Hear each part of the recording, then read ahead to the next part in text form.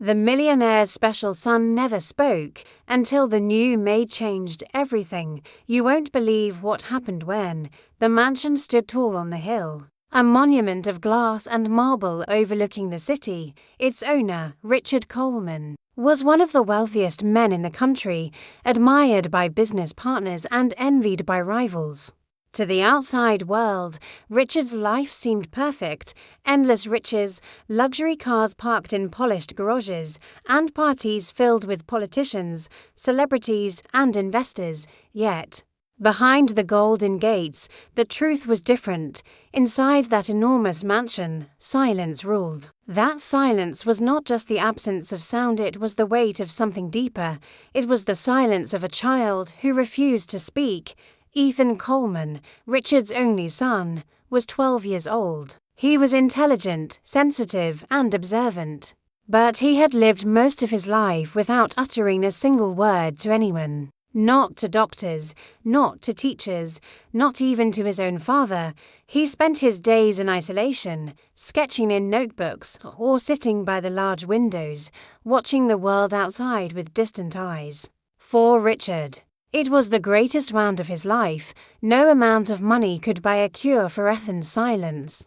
He had flown in the best therapists from around the globe, speech specialists, neurologists, psychologists, but they all left the mansion defeated.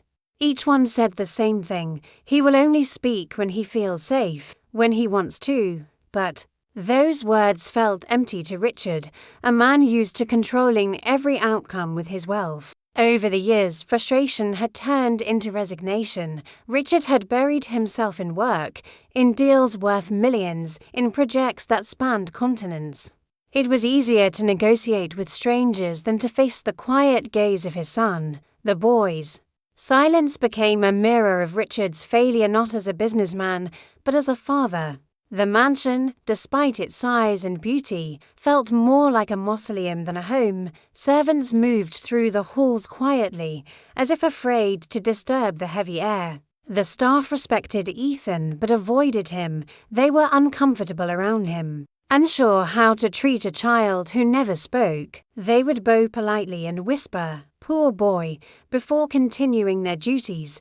At night, when the city lights shimmered below, Richard often sat alone in his office with a glass of expensive whiskey. He would stare at the family portraits on the wall, pictures of himself with Ethan's mother, who had died years ago. In those photos, Ethan was just a baby, laughing in his mother's arms. Richard would whisper into the glass, "Where did that laughter go?" But no answer ever came. Ethan, meanwhile, carried his silence like armor. The world outside seemed too loud, too chaotic, too unsafe. Inside his drawings and his thoughts, he found refuge. Still, there was a part of him that longed for connection, though he didn't know how to reach for it. And so, day after day, the mansion remained quiet. The distance between father and son growing wider.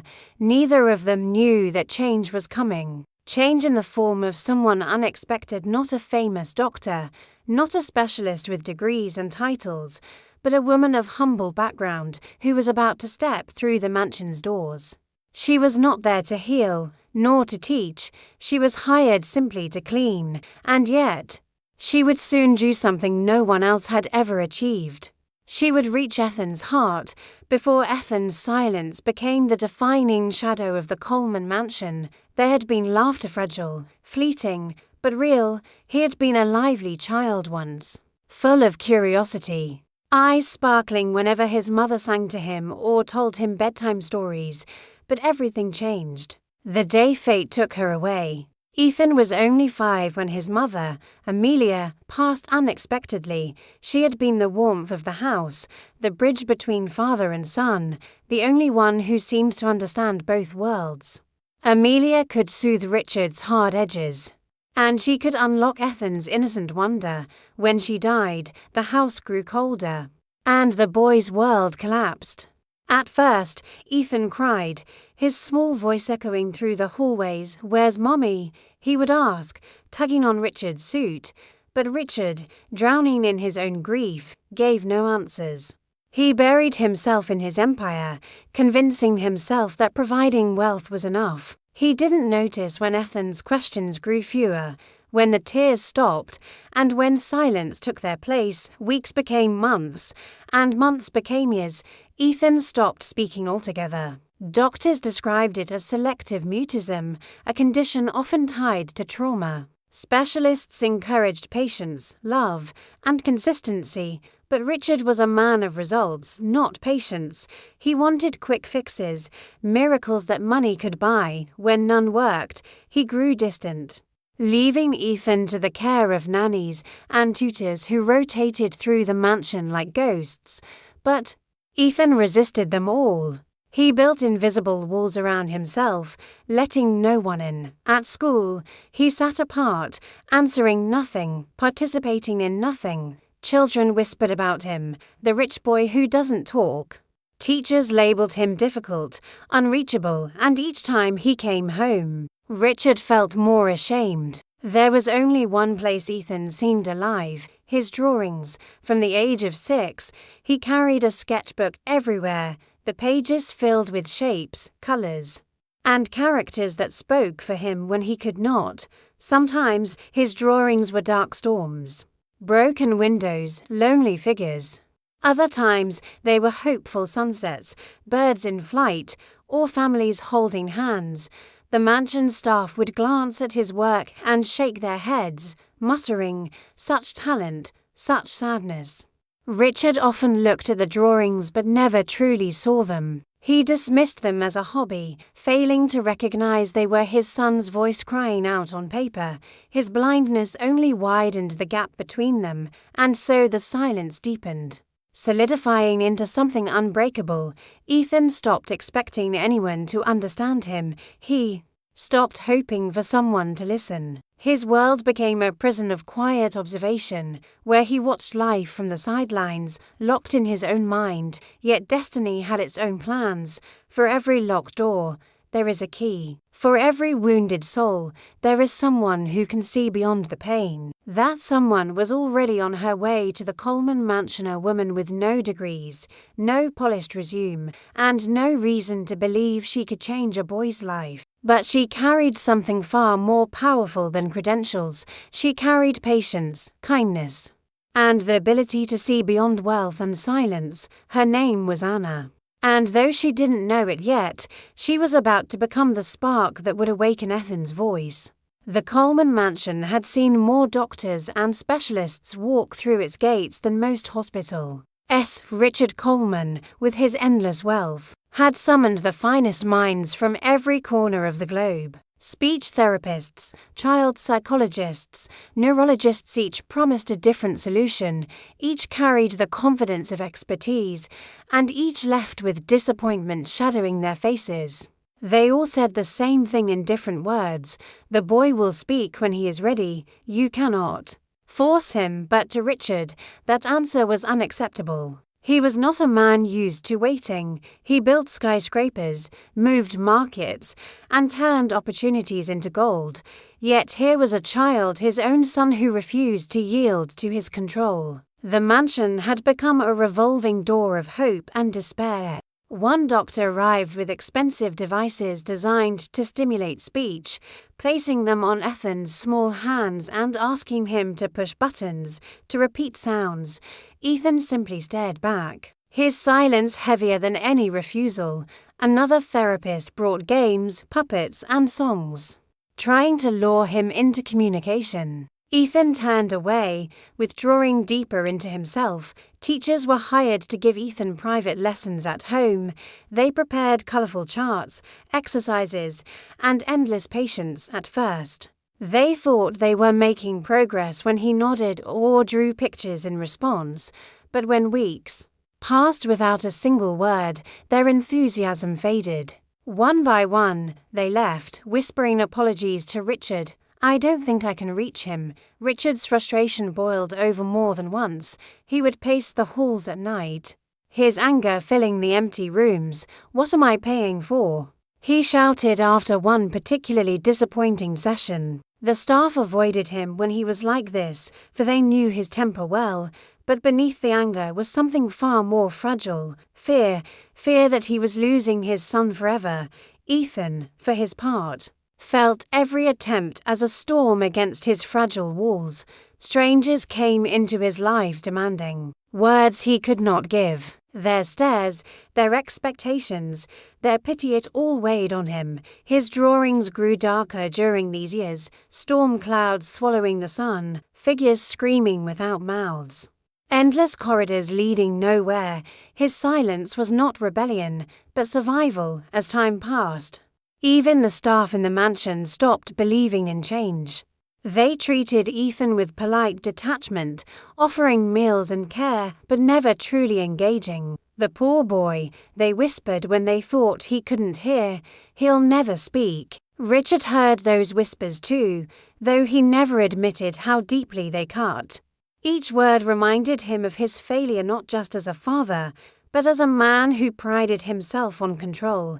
In his private study, surrounded by trophies of his empire, he would stare at Ethan's empty chair at the dinner table and feel the weight of silence pressing on him like a curse.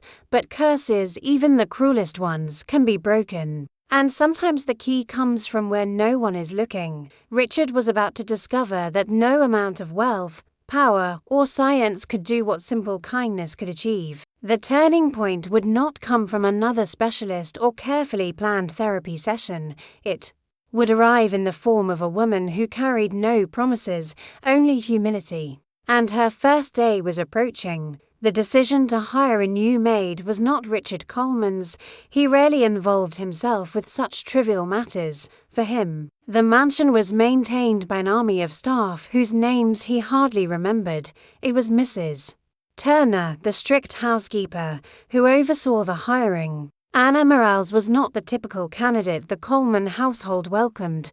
She was young, but carried herself with quiet resilience, the kind forged by hardship. Life had not given her luxury or ease. She was a single mother, struggling to provide for her little daughter who stayed with her elderly mother while Anna searched for work. When the position at the Coleman mansion opened, she had applied without hope. To her, men like Richard Coleman lived in another world, untouchable, unreachable. Yet fate had placed her name at the top of the list. Mrs. Turner, though skeptical, had noticed something in Anna's eyes during the interview. She was not polished or refined, but she was steady. "You'll be assigned to the East Wing," the housekeeper instructed coldly on Anna's first day. "Keep your head down, do your work, and never disturb Mr. Coleman or his son. Do you understand?" Anna nodded. She understood rules. She had lived her whole life under them. But as she followed the housekeeper through the endless corridors, she couldn't help but notice the weight of silence in the air. The mansion, for all its beauty, felt lifeless. The floors gleamed, the chandeliers sparkled, but there was no warmth, no laughter, no signs of a home. That was when she saw him. At the end of a long hallway, seated on a bench near the window, was a boy. His dark hair fell slightly over his forehead, his sketchbook balanced on his knees. He did not look up as they passed, his pencil moving steadily across the page. For a brief moment, Anna slowed her steps. Something about the boy caught her attention, not his silence, not his stillness, but the intensity with which he seemed to pour himself into his drawing. "Do not stop," Mrs. Turner hissed. Noticing Anna's hesitation, "That's Mr. Coleman's son. You are not to speak to him unless given permission." Anna lowered her gaze and continued walking, but her heart lingered behind. She had seen loneliness before, but never like this. It clung to the boy like a shadow. Later that day, while polishing the banisters of the grand staircase, Anna heard voices drifting from Richard Coleman's office. His tone was sharp, impatient. Another tutor had failed. Another dismissal. She paused for a moment, listening, then forced herself to move on. It was not her place to interfere. Still, the image of the boy by the window remained in her mind. His silence was louder than any sound she had ever known. She couldn't explain why, but something inside her ached for him, as if fate had brought her here not just to clean marble floors and dust crystal chandeliers, but for something more. And though she did not know it yet, Ethan had noticed her too. Behind his downcast eyes, he had seen the woman who walked differently from the others who didn't treat him with pity or fear. He felt her presence like a faint light flickering at the edge of his shadowed world. Their paths had only just crossed, but that single moment was the beginning of everything. Anna had spent her first few days quietly learning the rhythm of the mansion. She polished the floors, dusted the chandeliers, and arranged the rooms with meticulous care. It was repetitive work, but it allowed her mind to wander, and her thoughts kept returning to the boy in the East Wing. Ethan noticed her too. From his seat by the window, he watched silently as she moved through the hallways. Unlike the other staff, Anna never looked at him with pity, never whispered behind his back, never flinched when he ignored them completely. She simply existed in the space around him, quietly, patiently. One afternoon, as sunlight streamed through the grand windows, Ethan's curiosity overcame his usual caution. He put down his sketchbook and followed her silently down the corridor. He kept a careful distance, his dark eyes observing every movement. Anna, unaware of him, continued dusting a set of ornate shelves, humming softly under her breath. Ethan's small voice, so rare that it startled even himself, escaped in a whisper. "Who are you?" Anna froze, turning slowly. She had not expected the sound. Her heart skipped a beat as she saw the boy standing there, wide-eyed. Watching her, she knelt to appear less imposing, her hands folded in front of her. "I'm Anna," she said gently. "I just started working here." Ethan tilted his head, unsure what to make of her. Most people would have flinched at the sudden attempt at communication. Most adults had given up trying to reach him long ago, but Anna only smiled softly, her voice steady and warm. "It's okay," she said. "You don't have to talk if you don't want to. I'm just happy to meet you." Her words, simple and free of pressure, were unlike anything he had heard before. No judgment, no expectation, no pity, just a calm presence that seemed to fill the heavy air around him. For a long moment, neither of them moved. Ethan clutched his sketchbook, uncertain. Anna remained kneeling, patient, silent after her first gentle words. Then, almost imperceptibly, Ethan stepped closer. The faintest glimmer of trust flickered in his eyes, and he let out a tiny, hesitant breath. It was the smallest gesture, but to Anna, it felt monumental. She whispered again, "It's nice to meet you, Ethan. I hope we can be friends."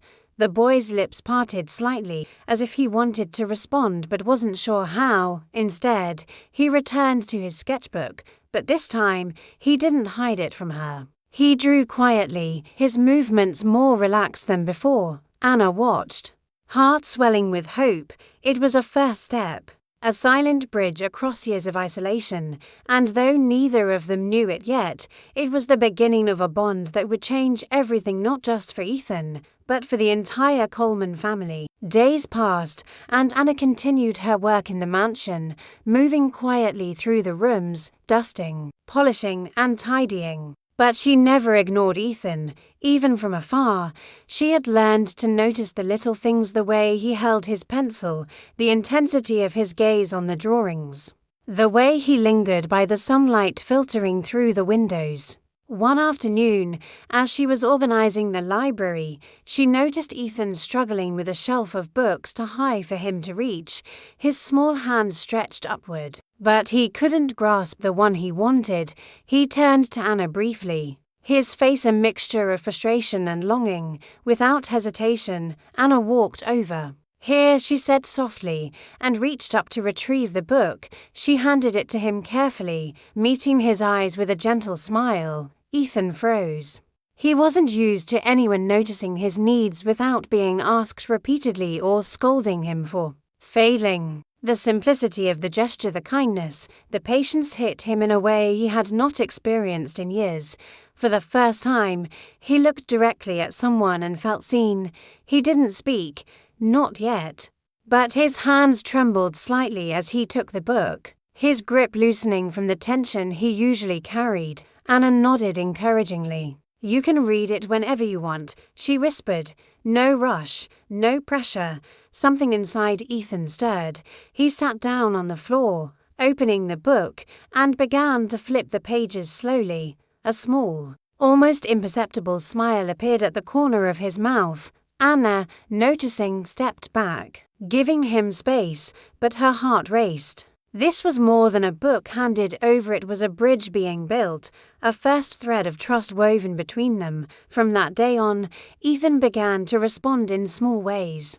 A nod when she asked if he wanted water, a quiet glance when she passed by, a fleeting moment of eye contact when she hummed a soft tune while dusting. Each tiny reaction, though subtle, was monumental for both of them. Richard, observing from the doorway of his office without announcing himself, noticed a change too. The boy who had never reacted to anyone now moved with slightly less tension, his shoulders a little less rigid.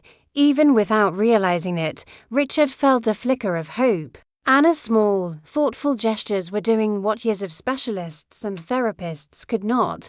They were breaking the walls Ethan had built around himself, not with pressure, but with patience, respect, and genuine care in a house full of wealth, luxury, and expectations. It was not money or power that was transforming a boy. It was kindness and a simple act of noticing that could not be bought, and for Ethan, that tiny gesture was the first crack in the silence that had held him captive for so long. It was a rainy afternoon when Anna stumbled upon Ethan's secret world. She had been organizing the East Wing's storage room, dusting old boxes and forgotten shelves, when she noticed a stack of sketchbooks tucked into a corner. Curious, she picked one up, careful not to disturb the fragile pages. As she flipped through it, her eyes widened. The pages were filled with incredible drawings, landscapes, animals, imaginary worlds brimming with color and detail. Some were dark and somber, reflecting loneliness and fear, while others were vibrant, full of hope and imagination. Anna felt a pang in her heart. Here was a boy speaking volumes without a single word. At that moment, Ethan appeared quietly behind her, clutching another sketchbook. His eyes were wary, but he didn't speak. Anna turned slowly, holding up one of his books. "These are amazing, Ethan," she said softly, her voice steady and warm. "You're so talented." Ethan's gaze flickered. He didn't know how to respond. No one had ever praised him for his art before, only ignored or pitied him. But Anna's words carried no judgment, only genuine admiration. Slowly, he extended his own sketchbook toward her. Anna knelt to meet his eyes at his level. "Do you want to show me your favorite drawing?" she asked gently. Ethan nodded slightly, a faint, almost invisible gesture, but enough for Anna to notice. For the first time, Ethan's eyes sparkled not with fear, not with doubt, but with curiosity and a fragile sense of joy. He opened his sketchbook carefully, revealing a picture of a colorful forest filled with fantastical creatures. He traced the lines with his finger, as if inviting Anna into his world. Anna smiled warmly. "This is beautiful. You have such an imagination." Her excitement wasn't fake or exaggerated.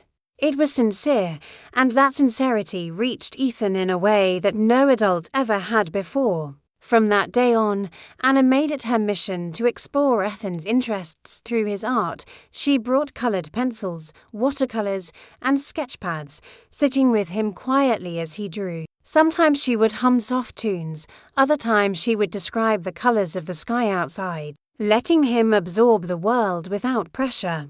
Slowly, the walls around Ethan began to crumble. He laughed quietly when Anna made playful comments about his imaginary creatures. He showed her details he had never revealed to anyone. And although he still did not speak, the joy in his eyes spoke louder than words ever could. Even Richard, watching from afar, began to notice subtle changes. The boy who had once sat silently by the window now lingered near Anna's presence, a small smile tugging at his lips. The mansion, once a place of cold quiet, started to feel warmer. Anna had discovered the key to Ethan's heart: not authority, not therapy, not force, but curiosity. imagination, and genuine connection. And with this discovery, the first seeds of real communication were planted, days turned into weeks, and a quiet rhythm settled over the east wing of the Coleman mansion. Anna's presence became a comforting constant in Ethan's life, a steady anchor in a world that had long felt unpredictable and harsh. She never pressured him to speak, never demanded more than he could give, and never looked at him with pity. Her respect and patience slowly began to erode the walls of silence he had built around himself. Ethan, in turn, started responding in subtle but meaningful ways. He would wait for Anna to finish her chores before sitting nearby with his sketchbooks, allowing her to glance at his drawings if she wanted. Sometimes he would hum softly, not words, just tunes. And Anna would hum along, matching his quiet melody. It was a small gesture, but it meant everything. Anna noticed the little quirks that revealed more about him each day, the way he tilted his head when concentrating, the small smile that appeared when she complimented a drawing, and the tiny hand gestures he used to ask for supplies or point at his work. She began anticipating his needs, always attentive but never intrusive. One afternoon, she brought a tray of tea and snacks to his favorite spot by the window. Ethan accepted the tray with a nod, no words, but a faint warmth in his eyes. Anna sat beside him, respecting his space, and began telling stories about colors, shapes, and fantastical worlds. She spoke softly, as if inviting him to step into a dialogue without requiring a reply. Over time, Ethan started responding through his art more deliberately. He drew little gifts for Anna, a flower here, a sun there, sometimes a tiny figure resembling her. He began sharing sketches he had hidden before, revealing the worlds he had only known alone. Each page opened to her was a page opened to trust, a bridge built brick by brick. Even the mansion seemed to feel the change. The rooms that had been silent now carried faint echoes of laughter, soft humming, and the scratch of pencil on paper. Richard noticed the transformation quietly, peeking from his office or hallway. The boy who had been unreachable, locked in shadows, was slowly coming to life. Anna's patience and gentle attention were working miracles. She had learned to see Ethan not as a challenge to overcome, but as a unique individual whose silence was not emptiness but a different language. And Ethan, for the first time in years, was beginning to believe that he could communicate not with words yet, but with trust, gestures, and shared moments of understanding. By the end of the week, Richard realized something astonishing. A simple presence, a warm heart, and genuine care had achieved what money, experts, and pressure could not.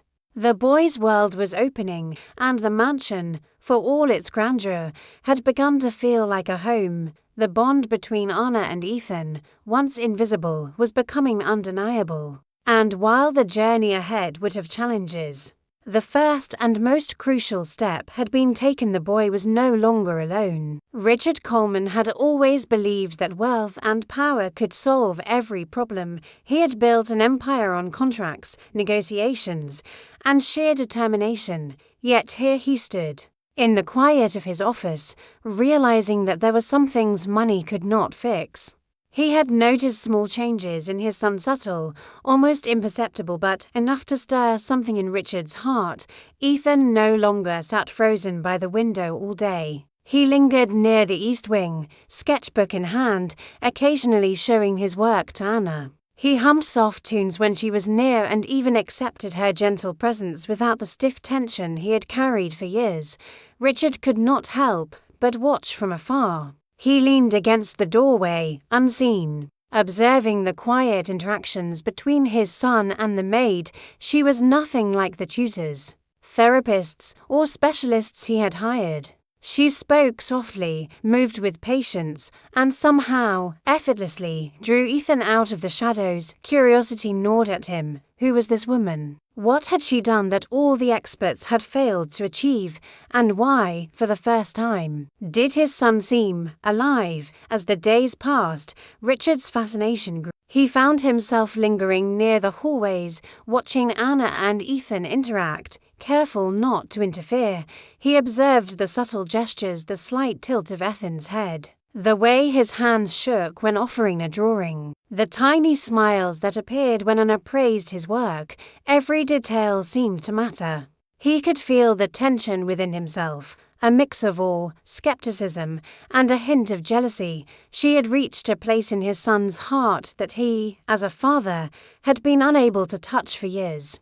The realization was both humbling and unsettling. One evening, Richard quietly approached the East Wing, just enough to hear a snippet of conversation. Anna was kneeling beside Ethan, pointing to a drawing of fantastical creatures. "See, you imagined them perfectly," she said warmly. Ethan's eyes sparkled, and he gave a tiny nod, his first real acknowledgement of someone outside his mother's memory. Richard felt something stir in his chest. He realized that the boy's happiness, his ability to engage even in the smallest ways, was tied to this woman, and the truth hit him hard. Anna was no ordinary maid. She was changing his son's life. For the first time, Richard wondered if he had been approaching the situation all wrong. Money and authority had veiled, but patience, attention, and genuine care had worked miracles. That night, as he stared out over the city lights, Richard made a silent vow. He would not interfere, not yet, but he would observe. And when the time came, he would do everything in his power to ensure that his son and Anna's bond was protected. Because, deep down, he already knew that she was the key to something he had lost long ago, a connection with his own child. The Coleman mansion had always been a place of order, hierarchy, and quiet discipline. Every staff member knew their role, their duties, and the boundaries they were never to cross. But recently, a subtle shift had begun to ripple through the halls, and it did not go unnoticed. The bond between Anna and Ethan, once invisible to most, had started to draw attention. The boy who had never spoken now lingered near her, showing her drawings, responding to her soft words, and even allowing her small gestures to comfort him. While Richard silently observed and marveled, others were less impressed. "Do you see the way he follows her?" whispered Mrs. Turner, the head housekeeper, to a group of maids. Her voice was tight with disapproval. "He's ignoring all of you. And she doesn't even have a position of authority here. It's inappropriate." The younger staff nodded, murmuring among themselves. Some were jealous, some fearful, and some genuinely concerned. No one had dared challenge Ethan directly before. He was distant, unapproachable, untouchable. Now, a maid with no experience, no title, seemed to hold sway over him. The whispers grew louder. "She's making him depend on her," another maid said, lowering her voice. "It wasn't like this before. He never responded to anyone. Now look at him. He waits for her. She's changing everything." Ethan, of course, remained oblivious to the gossip. He was absorbed in his sketching, the world of his imagination far safer than the petty whispers around him. But Anna noticed the subtle glances, the tension that seemed to coil whenever staff members passed by. She continued to focus on Ethan, carefully ignoring the murmurs, but a knot formed in her stomach. Even Mrs. Turner took notice.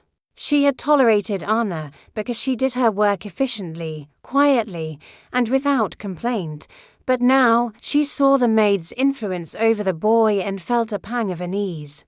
Orders were clear, staff were to serve, but never to interfere. Yet Anna's actions, simple kindness, patience, and genuine attention were bending those invisible rules.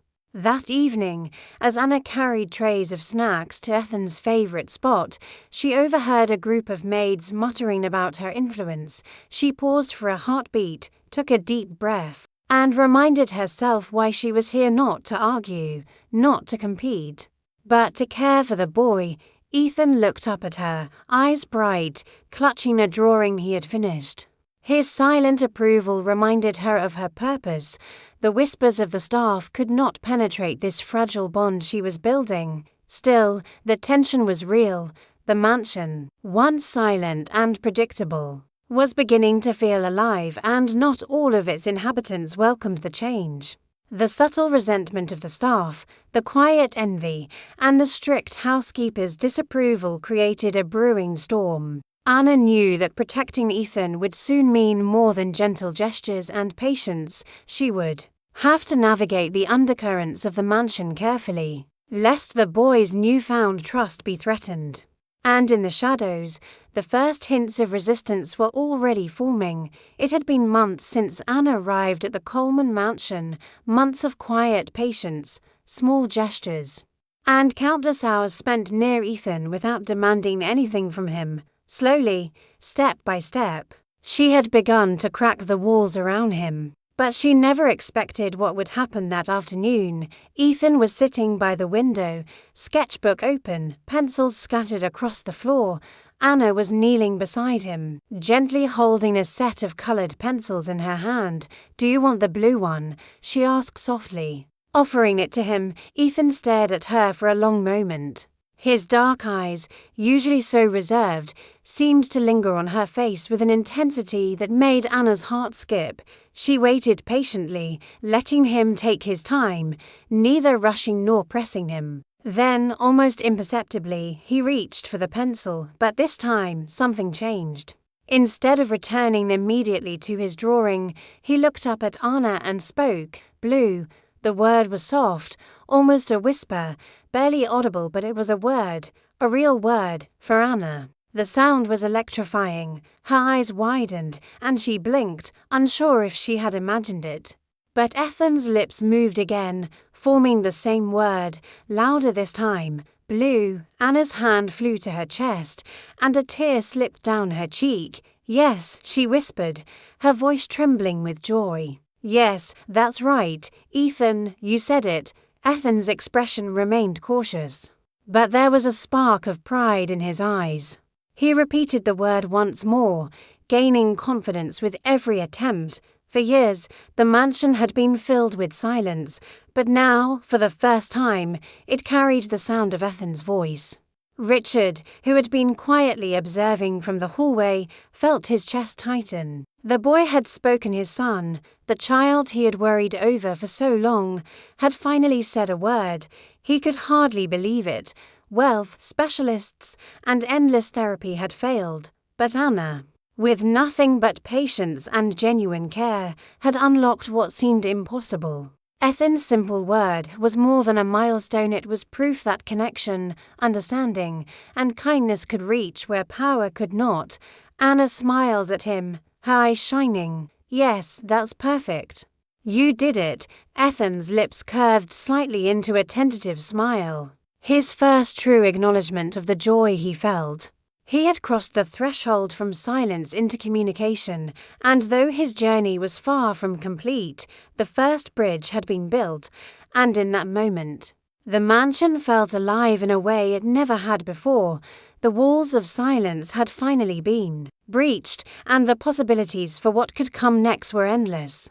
Richard Coleman had seen many things in his life: mergers that doubled his fortune, contracts signed under impossible deadlines, and negotiations that left competitors trembling. But nothing, absolutely nothing, could have prepared him for the moment he heard his son speak.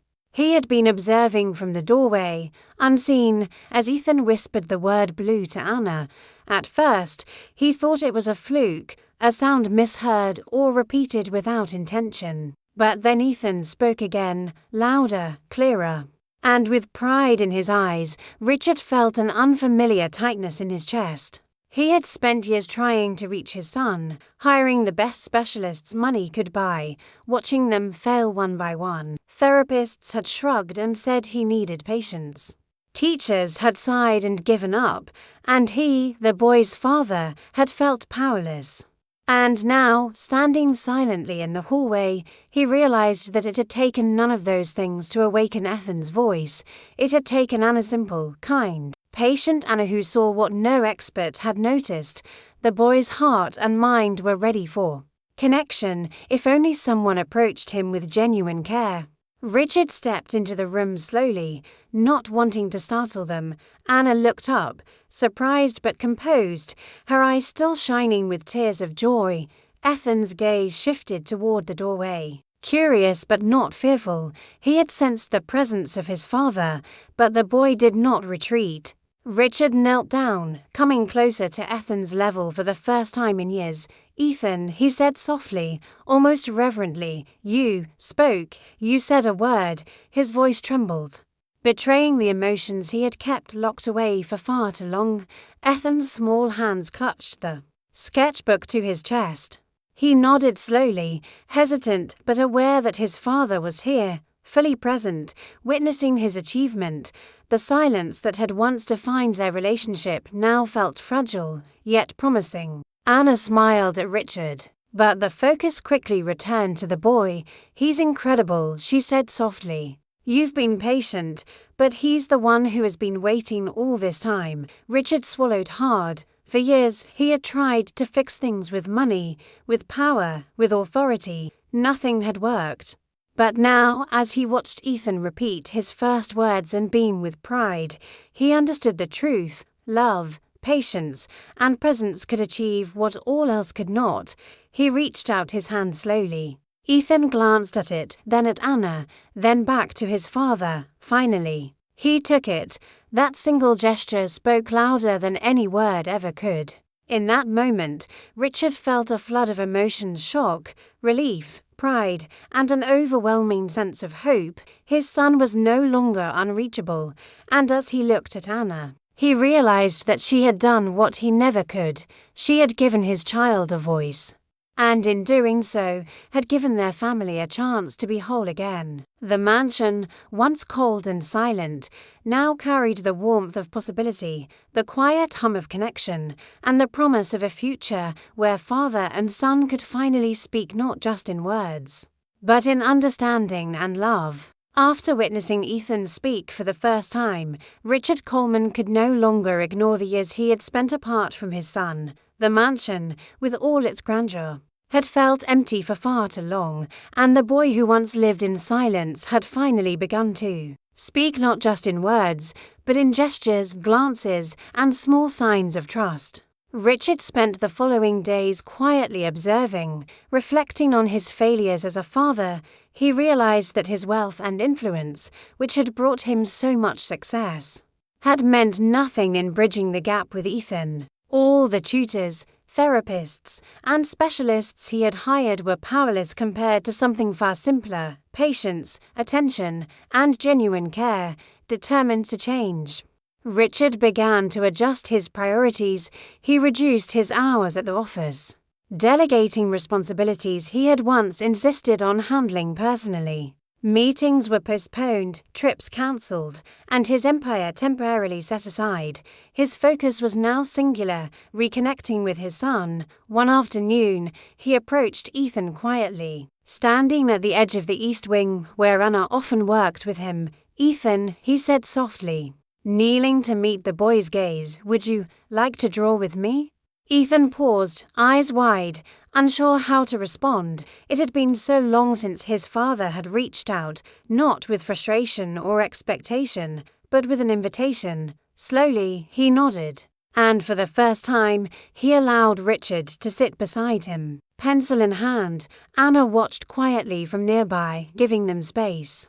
She smiled softly, knowing this was a milestone not just for Ethan, but for the father who had finally begun to understand the true meaning of connection as they worked together. Richard felt a mixture of awe and humility. He marveled at the detail of Ethan's drawings, the creativity and imagination that had flourished despite years of isolation. And in those moments of shared activity, something remarkable happened. The silence that had defined their relationship began to dissolve. Richard spoke gently, commenting on shapes, colors, and ideas. Ethan responded with small words, gestures, and even tentative laughter. The mansion, which had long been a place of cold silence, now carried the warmth of shared discovery and fragile joy.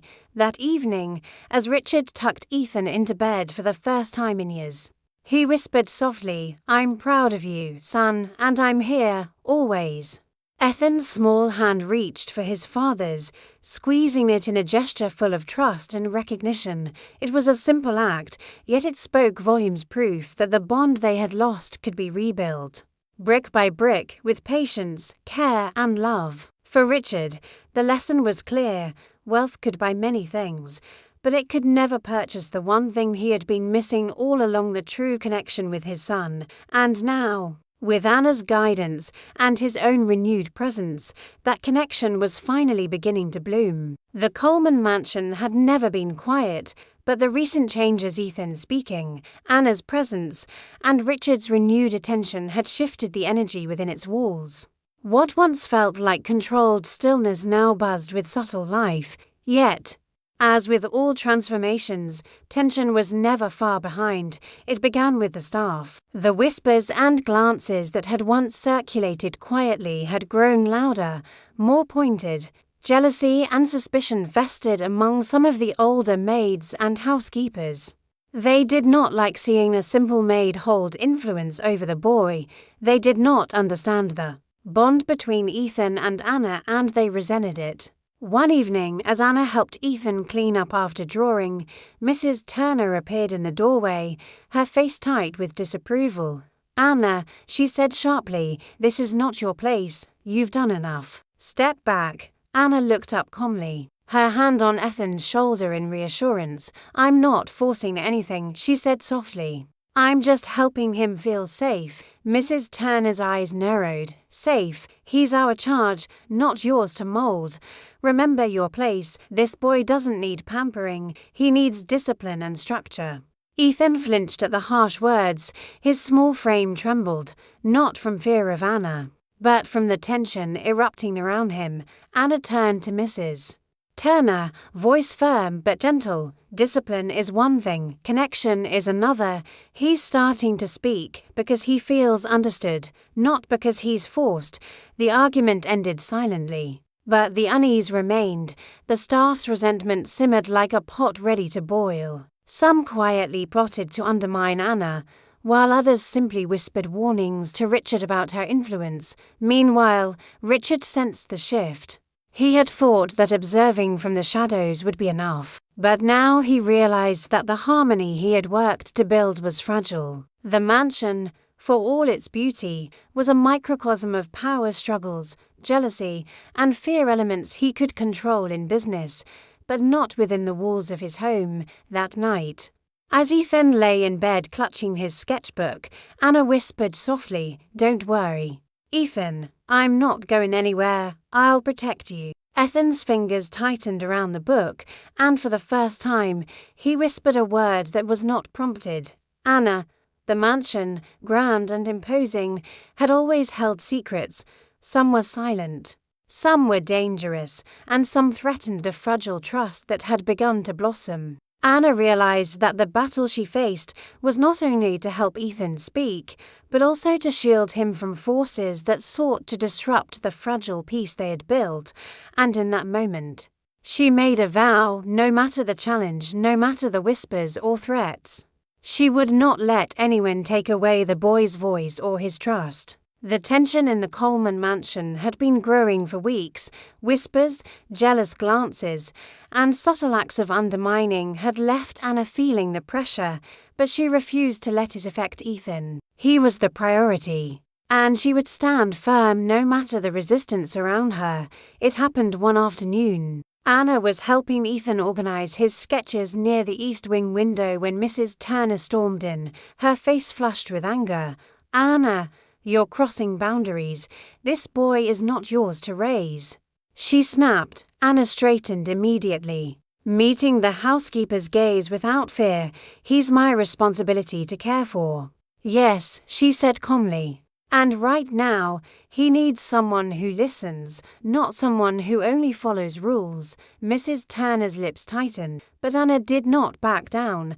"I will not step aside," she continued. "Not when he's finally speaking, not when he's finally opening up. I will protect his trust and his voice." Ethan, seated nearby, clutched his sketchbook tightly. He had never seen Anna confront anyone like this before. He had always been protected by distance and silence, but now he realized she was willing to fight for him, to stand between him and those who sought to control or undermine him. Richard, arriving just in time from his office, observed the confrontation silently. He had seen Anna interact with Ethan countless times, but he had never seen her assert herself so firmly, and he realized, with a mix of pride and relief, that she was the person his son needed not just for companionship, but for protection, guidance, and courage. Mrs. Turner, taken aback by Anna's unwavering stance, finally backed down. "Very well," she muttered, retreating to the hallway with her staff, but the tension lingered in the air, a reminder that not everyone in the mansion welcomed change. Anna knelt beside Ethan, placing a gentle hand on his shoulder. "See, no one can stop you from being yourself," she whispered. Ethan's small lips curved into a faint smile, and for the first time, he looked at her with admiration and trust beyond words. Richard stepped closer, placing a protective hand on Anna's back. "She's right," he said quietly, more to himself than anyone else. "No one will interfere with this. Not now, not ever." In that moment, a silent understanding passed between Anna, Ethan, and Richard. The mansion, with all its grandeur and rules, could not break the bond they were building. They had faced the first real challenge, and they had emerged stronger together. Anna realized that courage was not just about standing up for oneself, it was about standing up for those who could not defend themselves, and for Ethan, it meant everything. Weeks had passed since Anna had firmly stood her ground, and the atmosphere in the Coleman mansion had begun to shift in more than just subtle ways. Ethan, once a boy trapped in silence, was beginning to explore the world of words tentatively, carefully, but increasingly with confidence. It started with small things, labeling colors, naming objects, or repeating simple words Anna used during their activities. "Blue," he said one afternoon while holding a pencil. "Red," he whispered as he colored a flower in his sketchbook. Each word was a triumph, a spark lighting the path toward communication. Anna encouraged him gently, never pushing too hard, always celebrating the smallest victories. "Yes, that's right, Ethan, you said it." She cheered quietly, making him beam with pride. The joy in his eyes was infectious, and she felt a swell of hope every time he tried again. Richard observed silently from the doorway. His son, who had been unreachable for so many years, was now speaking in his own time, at his own pace. Every word, every small phrase was a miracle to him, proof that patience, care, and genuine connection could accomplish what years of wealth and expertise could not. One afternoon, while Ethan sat drawing a fantastical castle, he looked up at Anna and said, "Anna, help me." Anna's heart leapt. It was not just a word, it was a sentence, a request for collaboration and connection. She smiled, nodding. "Of course, Ethan, let's do it together." From that day forward, his speech progressed gradually but steadily. Words became phrases, phrases became simple sentences. Anna patiently guided him through each step, offering encouragement, models of speech, and unwavering support. Even simple conversations became milestones. "I like this. I want more. Look, Anna." Each utterance was a victory, each expression of thought a bridge across the gap that had once seemed insurmountable. Richard, watching quietly, felt tears prick at his eyes. He had spent years attempting to reach Ethan with authority, control, and wealth, but it was Anna's gentle guidance, empathy, and patience that had unlocked his son's voice. Ethan's laughter began to fill the halls as well, small but frequent. The mansion, once silent and cold, now echoed with words, music, and life. Anna, ever patient and kind, had become not only a teacher, but a trusted friend, protector, and guide for the boy. And in every word Ethan spoke, there was the unmistakable mark of trust and love, the culmination of months of connection, courage, and unwavering support. The silence was finally lifting, and with it, the Coleman family began to feel the warmth of hope, communication, and true togetherness for the first time in years. The change in Ethan was no longer subtle. Weeks of careful attention, gentle encouragement, and unwavering patience had brought the boy from whispers of words to sentences spoken aloud. Every day, he was discovering the power of his voice, and with it, a world he had long been shut out from. One morning, Anna found Ethan sitting by the window with his sketchbook open. The sunlight casting a golden glow over his focused expression. She knelt beside him. Holding a tray of colored pencils, ready to draw, she asked softly. Ethan looked up, eyes bright, and with a mixture of concentration and excitement. He said, "I want to draw a castle with Anna." Anna's heart skipped a beat. He had not only spoken a complete sentence, but had included her in it, a sign of trust, joy, and connection. Tears welled in her eyes as she smiled. "Of course, Ethan, let's build it together." Richard, who had quietly been observing from the doorway, felt his chest tighten. He had seen his son speak words before, even short phrases, but the inclusion, the sentence structure, the excitement in his voice was something he had never imagined witnessing. He stepped closer, his presence gentle so as not to startle Ethan. I can help too," Richard said softly, unsure how to respond, his voice trembling. Ethan glanced at his father for the first time, the flicker of recognition shining in his eyes. "Yes, Daddy, draw with me," he said, his small voice clear and confident. Anna and Richard exchanged a glance, both overwhelmed with emotion. The boy who had spent so many years in silence was now speaking complete thoughts, expressing desire, and connecting with both of them. The mansion, once filled with quiet tension and isolation, now resonated with the warmth of family, laughter, and shared joy. For Anna, it was the culmination of months of effort, patience, and gentle guidance. For Richard, it was a humbling lesson in love and presence, and for Ethan, it was the realization that he could communicate, be understood, and be part of a world that had once felt so distant. Together, they began to draw, each adding to the castle, laughing and sharing ideas. Words flowed freely now, simple at first, but soon forming the beginnings of conversations, questions, and stories.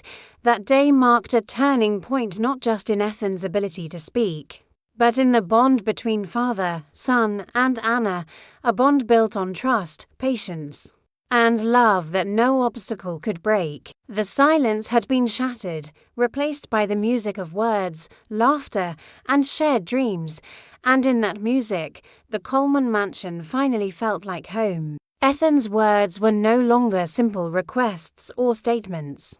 With Anna's patient guidance and Richard's growing presence, he had begun to explore the world of emotions, expressing feelings he had never dared to share before. One quiet afternoon, Anna found Ethan sitting near the window, holding a drawing that depicted a dark storm cloud looming over a tiny house. She sat beside him, gently. "What is this one about, Ethan?" she asked softly. He hesitated, then whispered, "Sad, lonely me." His eyes flickered toward her, seeking understanding without fear. Anna's heart ached, but she smiled gently, placing a comforting hand on his shoulder. "It's okay to feel sad sometimes," she said. "You don't have to hide it. You can share it with me." Ethan's fingers trembled slightly as he nodded. "Anna, I scared," he admitted, his voice fragile but clear. Richard, who had been observing from the doorway, felt a lump in his throat. He had spent years trying to reach his son, but it was Anna who had unlocked the boy's ability to express himself, to acknowledge his emotions, and to seek comfort. Slowly, he stepped forward. "Ethan," Richard said softly, kneeling to meet his son's gaze. "It's okay to be scared. I'm here. I've always been here, and I will stay." Ethan's small hand reached for his father's, a connection strengthened by trust and love. The fear in his eyes softened, replaced by a faint glow of relief and understanding. Over the next days, Ethan continued to express himself more openly. He laughed when happy, frowned when upset, and even comforted Anna when she shared a story or concern. His drawings became a window into his thoughts, feelings, and dreams.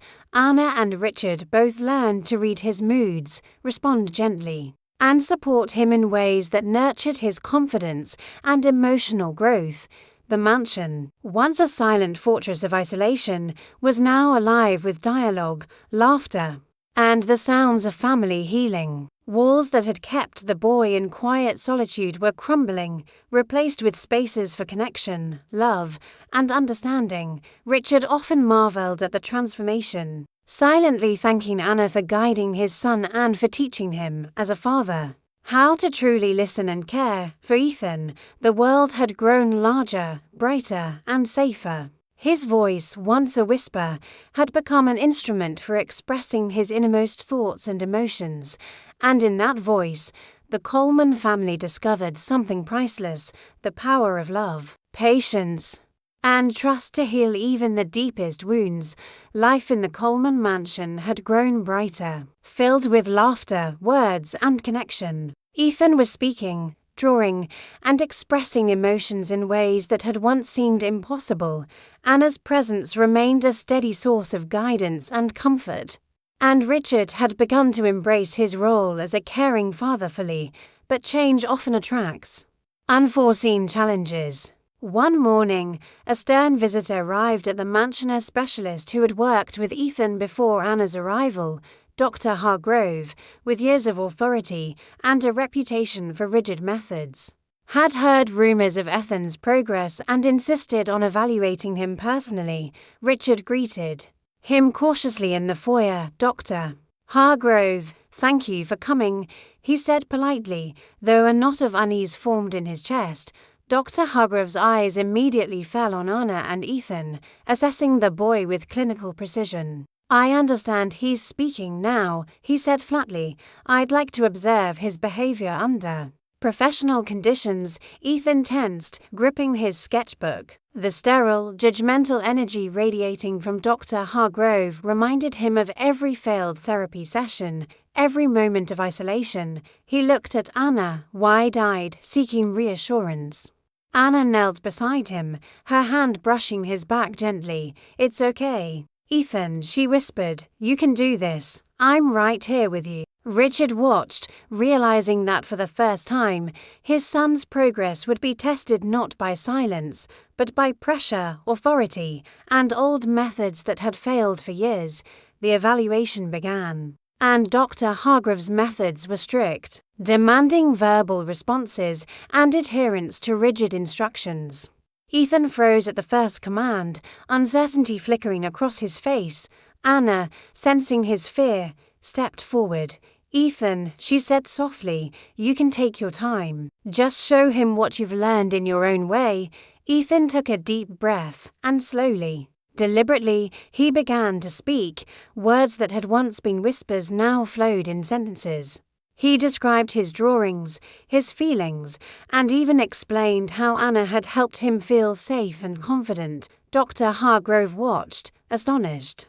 His rigid methods had failed before, but here was a boy thriving under compassion, patience, and genuine connection. Slowly, he nodded, the first signs of respect flickering in his eyes. Richard felt a swell of pride and relief. Anna's approach, which many had doubted, had triumphed. Ethan's voice had grown stronger, resilient, and clear, and the bond between father, son, and Anna had been tested and proven unbreakable. Ethan smiled at Anna, the trust and love in his eyes shining brighter than ever. "Anna, thank you," he whispered, words flowing naturally, without fear. Anna knelt and hugged him gently, while Richard embraced them both. The mansion, which had once echoed with silence and tension, now resonated with strength, love, and the triumph of trust over authority. It was a challenge that could have undone months of progress, but instead, it cemented what had been built: a family bound by patience, understanding, and unwavering care. The Coleman mansion, once silent and tense, now resonated with laughter, voices, and warmth. Ethan, who had once been trapped in a world of silence, now spoke with confidence, expressed his emotions freely, and shared his imagination through words and drawings. Anna sat beside him at the large oak table, watching him carefully sketch a magnificent castle filled with fantastical creatures. "Tell me about this one, Ethan," she said softly. Ethan's eyes sparkled as he described every detail. "This is our castle, with dragons and towers, and Mommy watching from above." His words tumbled out in full sentences, confident and joyful. Richard, standing nearby, felt a lump in his throat. For years he had tried everything: money, specialists, authority to reach his son. Nothing had worked. And now, watching Ethan speak, laugh, and create with Anna's guidance, he understood the truth. Love, patience, and genuine care were the keys to the boy's transformation. Anna looked up and smiled at Richard. "He's amazing, isn't he?" Richard nodded. Emotion thick in his voice. "He is, and so are you." He stepped closer, placing a hand on Anna's shoulder. "You've done something no one else could. You've given him a voice, a confidence, and a family." Ethan looked between them, his face glowing with happiness. "Daddy, Anna, we together?" he asked, using his words carefully but clearly. "Yes, Ethan," Richard said softly, kneeling to meet his son's gaze. "We're together, always." Anna hugged Ethan gently, and Richard joined the embrace. The three of them stood in the warm sunlight streaming through the window, a family united by trust, love, and perseverance. The staff, witnessing the transformation, softened in their approach, learning to respect the bond Anna and Ethan shared. The mansion, once a place of cold silence, now felt alive, filled with voices, laughter, and creativity. For Ethan, every word spoken, every sentence shared, and every drawing completed was a triumph. He had found his voice and, with it, his place in the world. For Richard, the journey had taught him humility, patience, and the true meaning of fatherhood. And for Anna, the experience had proven that genuine care, courage, and persistence could change lives in ways no authority, wealth, or prestige ever could. Together, they had overcome silence, fear, and doubt. Together, they had built a home where love was not just spoken, it was lived. And in the heart of the mansion, for the first time, the Coleman family felt whole.